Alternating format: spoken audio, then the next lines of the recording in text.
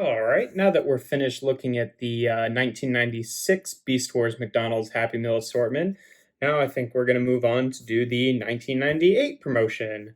And these ones are a little bit different. They're a little bit more transmetal-y, whereas the original ones, much like the first year of the actual Beast Wars toy line, were more like organic alternate modes, whereas the then when they went into transmetals, the McDonald's toys changed as well. And yeah, so we've got a nice version of Scorponok here. That's right, they actually called this Scorponok instead of just naming them after their alt modes like they did for the first promotion. But yeah, it's an okay Scorpion mode. It's a little bit messy, and mine has gotten. I'm not really sure like how much of this is warping and how much of this is like how these legs were molded originally, but they're kind of awkward in the way they're positioned. He's got a little bit of articulation in this mode, mainly just the arms can open up like that, but if you open up too wide, then they start to bump into the legs and push that whole piece down. So, a little bit, but not a whole lot. I'll show him off with the 1996 folks. There's Panther and Rhino and Beetle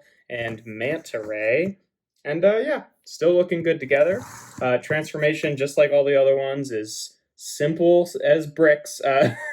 Just take these sections here with the legs on them, flip them up. Those will be the robot mode legs. And then the arms don't even flip around. They just fold down a little bit. And there you have Scorponok in his robot mode.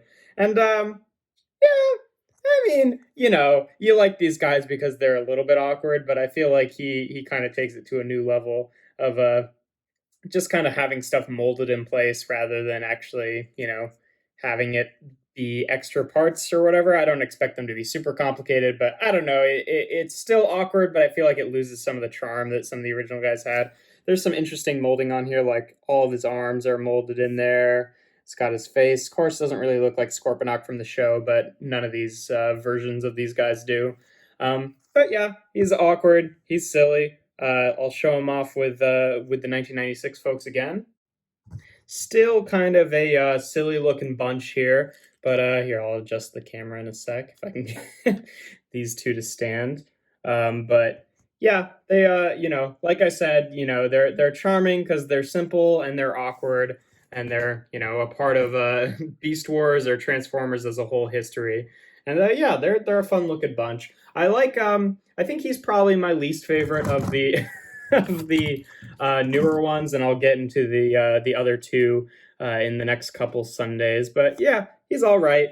You kind of buy these guys as an ensemble, and he's probably one of my least favorites, but he's still got a cute little charm to him for being kind of silly and just like weird and awkward with his weird like just it's funny that they had these just be hinges instead of actually having these rotate down as arms or anything like that. And they didn't even really have to do the molding in here either, since like in the show, I mean, obviously Scorponok never got the transmetal version, which this is supposed to be, but in season 1, he just has the claws as his hands. So I don't know that they really needed to do that, but it's probably based on some design concepts that just never ended up being made into toys. But yeah, so simple as always, but still pretty cool. If you enjoy my videos, make sure to leave a like and consider subscribing. I do usually BotBots reviews on Tuesdays and Thursdays, and then other reviews like these on Sundays.